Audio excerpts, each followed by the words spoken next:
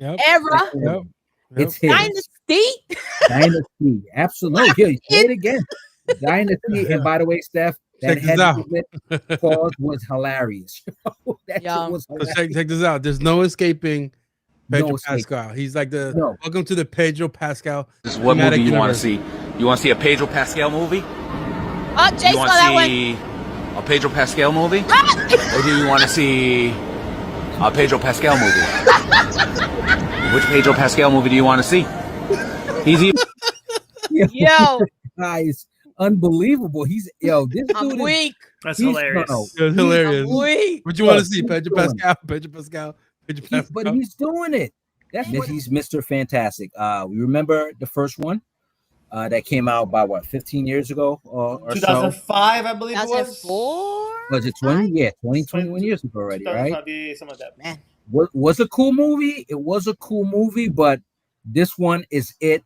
The way the time stamp, the 60s, they did everything they were supposed to do to set up the movement.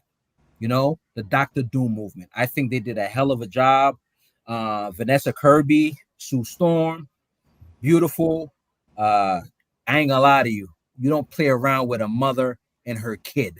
Bottom line. Joseph Quinn, you know how they portrayed him as a somewhat of an idiot. Like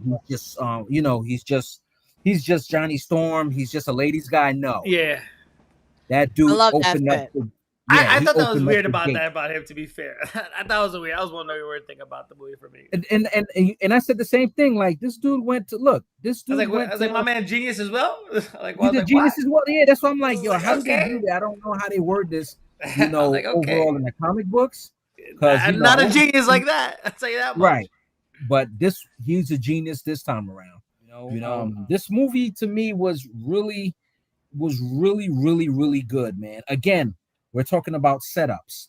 We're gonna set up movies so we could say, oh, now I get it. This is it. This is the movie.